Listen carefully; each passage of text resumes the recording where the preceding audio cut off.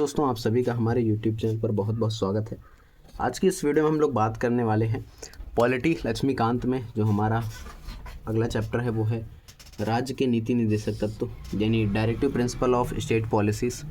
तो इस चैप्टर के बारे में बात करेंगे और समझेंगे जल्दी से शॉर्ट में, क्योंकि मैंने आपको बता रखा है मैं शॉर्ट नोट्स में आपको तैयारी करवा रहा हूँ। तैयारी क्या मतलब, ऐसे बता रहा हूँ चीज़ों को आसान करने के लिए। तो डायरेक्टिव प्रिंसिपल जो है आयरलैंड से लिया गया है। आर्टिकल 36 से लेके आर्टिकल 51 तक है और ये भाग 4 का हिस्सा है। ये बात आपको याद रखनी है, क्योंकि यहाँ से छोटे मोटे एग्जाम में क्वेश्चन पूछता है। और इसकी विशेषताएं क्या हैं, ध्यान समझिए। यहाँ से यूपीएससी ने 2 क्वेश्चन बनाए हुए हैं। तो ये इनकी जो प्रकृति है वो गैर न्यायोचित है, यानी इनको लेकर आप हाई कोर्ट या सुप्रीम कोर्ट नहीं जा सकते हो इनका पालन कराने के। राज्य की नीतियों एवं कानूनों को प्रभावी बनाने का काम करते हैं। इन तत्वों को ध्यान में रखा जाता है जब राज्य किसी नीति और कानून को बनाता है, और इसकी सिफारिशें जो होती हैं वो राज्य की सिफारिश हैं कि राज्य इनको लागू करेगा। निदेशक तत्व विधायिका और कार्यपालिका के लिए अनुदेश है। ठीक है, कि विधायिका और कार्यपालिका इन चीज़ों को करेगी। आदेश और अनुदेश में अंतर क्या होता है? अनुदेश का मतलब क्या है कि उनको देगा कि लो भाई ये चीज़ें करो तुम। तो ये नीति निदेशक तत्व यही है राज्य के। आर्थिक, सामाजिक और राजनीतिक विषय हैं। निदेशक तत्व हैं लोक कल्याणकारी राज्य के लिए हैं। याद रखना है, यहाँ से यूपीएससी ने क्वेश्चन पूछा हुआ है। लागू करने के लिए बाध्य नहीं है और ये राज्य का कर्तव्य होगा। ये बात इसमें लिखी गई अनुच्छेद 37 में। ठीक, राज्य के कर्तव्य है, ना कि राज्य के मौलिक अधिकार हैं। ये बात मतलब हमारे ना मौलिक अधिकार है और राज्य के ये जो हैं बाध्य नहीं है। ठीक है, तो बात करते हैं हम इनको 3 भागों में बांट सकते हैं। समाजवादी सिद्धांत है कुछ, और कुछ जो हैं गांधीवादी सिद्धांत है, कुछ जो है उदारवादी सिद्धांत हैं, या कह सकते हो उदार बौद्धिक सिद्धांत हैं। यानी ये ऐसे सिद्धांत होंगे जो इस विचारधारा को प्रदर्शित कर रहे होंगे। तो पहले समाजवादी सिद्धांत देखते हैं। तो आर्टिकल जो 38 है वो कहता है लोक कल्याण के लिए सामाजिक, आर्थिक, राजनीतिक न्याय को बढ़ावा देने के लिए हम सामाजिक व्यवस्था को सुनिश्चित करेंगे। तो इसमें देखिए आप एक और चीज़ कर सकते हैं, आप बैरेक्ट भी इसके लिए पढ़ सकते हैं, क्योंकि बैरेक्ट काफ़ी ज़्यादा इंपॉर्टेंट हो जाएगी जब कॉन्स्टिट्यूशन का एकदम डायरेक्ट क्वेश्चन एग्जाम में आएगा। लेकिन आपको मोटा मोटी अंदाज़ा रखना है कि ये आर्टिकल जो है इससे है, इससे है, इस तरीके से। तो आर्टिकल 38 क्या कहता है? लोक कल्याण, सामाजिक, आर्थिक, राजनीतिक न्याय और इसके लिए सामाजिक व्यवस्था सुनिश्चित करना। आर्टिकल 39 कहता है कि साधन सुरक्षित करें किसको? साधन को, जो संसाधन मौजूद है, और संसाधनों का सम वितरण हो, समान वितरण हो, संकेंद्रण ना हो किसी के पास, यानी किसी के पास बहुत ज़्यादा संसाधन ना मौजूद हो, सबके पास बराबर हो। समान कार्य के लिए समान वेतन हो, यानी अगर कोई एक कार्य कर रहा है और कोई दूसरा वही कार्य कर रहा है तो अलग अलग वेतन ना मिले। उसके साथ साथ बाल श्रम के लिए संरक्षण हो, बच्चों का स्वास्थ्य विकास किया जाए। तो ये आर्टिकल नंबर 39 में कहता है।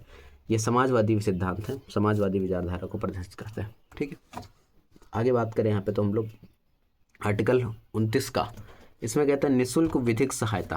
आपको पता होगा कि जब कोई व्यक्ति अरेस्ट हो जाता है तो उसके लिए वो लॉयर होता है, तो लॉयर के लिए निःशुल्क लॉयर होना चाहिए, गवर्नमेंट लॉयर जिसको हम बोलते हैं। तो वो इसमें कहा गया है।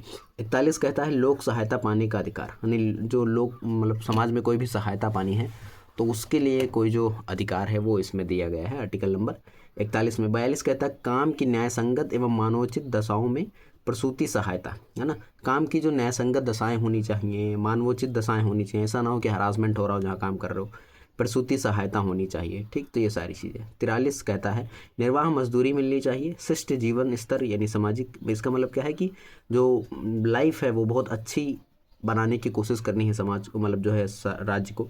सामाजिक और सांस्कृतिक अवसर की समानता यहाँ पे देनी है। आर्टिकल 43 का कहता है उद्योगों की प्रबंधन करना है। इसको जो है 42वें संविधान संशोधन द्वारा लाया गया था, ये बात आपको याद रखनी है।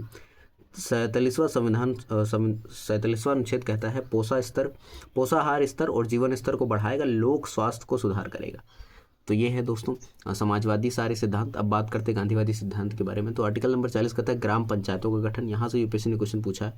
आर्टिकल 43 कहता है कुटीर उद्योगों को प्रोत्साहन। 43 खा कहता है कि स्वैच्छिक गठन, स्वायत्त संचालन, लोकतांत्रिक नियंत्रण, व्यावसायिक प्रबंधन को बढ़ावा देना है। आर्टिकल 46 कहता है सुप्रीम कोर्ट मतलब SC ST यानी कि अनुसूचित जाति, अनुसूचित जनजाति के लिए, कमजोर वर्गों के लिए शैक्षणिक और आर्थिक हित को प्रोत्साहन देने के लिए सामाजिक अन्याय और शोषण से सुरक्षा प्रदान करना है। आर्टिकल 47 कहता है नुकसानदायक नशीली दवाओं, मदिरा, ड्रग, इन औषधियों को छोड़कर सब पे प्रतिबंध लगाना है। 48 कहता है दुधारू पशुओं पर बलि प्रयोग, जैसे नस्लों में सुधार करना, जैसे गाय हो गया, इन सबको नहीं मारना। यह आर्टिकल नंबर 48 कहता है ऐसे पशु जो दुधारू हैं जिनसे दूध निकलता है, तो इसकी बात करता है। बात करते हैं उदार बौद्धिक सिद्धांत की। तो आर्टिकल 44 कहता है समान नागरिक संहिता, है ना। तो समान नागरिक संहिता क्या होती है आप लोगों को पता होगा, ठीक है। इसको क्या बोलते हैं, मुझको याद नहीं आ रहा है इंग्लिश में इसको क्या बोलता है, भूल गया हूँ।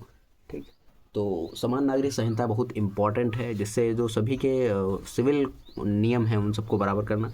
आर्टिकल 45 कहता है 15 वर्ष से निःशुल्क बच्चों को अनिवार्य शिक्षा देना, यानी 14 वर्ष तक के बच्चों को निःशुल्क शिक्षा देना। जैसा कि आपको पता होगा ये फंडामेंटल राइट बन चुका है। आपको कमेंट में बताना कि ये जो आर्टिकल नंबर 45 है वो फंडामेंटल राइट कौन सा है। ठीक है, कौन सा फंडामेंटल राइट है ये आपको बताना है। आर्टिकल 48 कहता है कि कृषि पशुपालन में आधुनिक वैज्ञानिक प्रणालियों को बनाना है, मतलब उनको विकसित करना है। 48 का कहता है कि पर्यावरण संरक्षण एवं संवर्धन के लिए वन और वन्य जीवों की रक्षा करनी है। 49 कहता है कलात्मक या ऐतिहासिक अभिरुचि वाले स्मारक और स्थापना की वस्तु को संरक्षण करना है, यानी जो कलात्मक चीज़ें हैं अपने देश में, जो ऐतिहासिक धरोहर हैं उनकी क्या करना है, उनकी रक्षा करना है, सुरक्षा करना है, संरक्षण प्रदान करना है। 50 कहता है कि स्टेट पीसेस न्यायपालिका को कार्यपालिका से पृथक करना है ना। यानी स्टेट पीसेस इसका मतलब क्या है कि जो राज्य की सर्विस कमीशन है उसको जो है न्यायपालिका को कार्यपालिका का अलग करने का काम करना है। ठीक है, न्यायपालिका और कार्यपालिका अलग रहे। ठीक, ये बात कहता है। उसके बाद देखिए यहाँ पे 51 कहता है अंतर्राष्ट्रीय शांति और सुरक्षा को अभिवर्ती राष्ट्रों के बीच न्यायपूर्ण सम्मानपूर्ण संबंध को बनाए रखना है, इसका उद्देश्य है आर्टिकल नंबर 51 का। ठीक है, तो ये है दोस्तों। आगे अब बात करें तो यहाँ पे अगर है लिखा हुआ है कि मूल अधिकार और नीति निषेध तत्वों में टकराव। अगर देखिए यहाँ पे एक केस हुआ था चंपकम दोराई राजन मामले में 1951 में, डीपीएसपी फंडामेंटल राइट के बीच में अगर टकराव होता तो उसमें मूल अधिकार ही प्रभावी होंगे। गोलकनाथ मामले में 1967 में निर्देशक तत्वों को लागू करने के लिए मूल अधिकारों में संशोधन नहीं किया जा सकता है। ठीक, याद रखना है।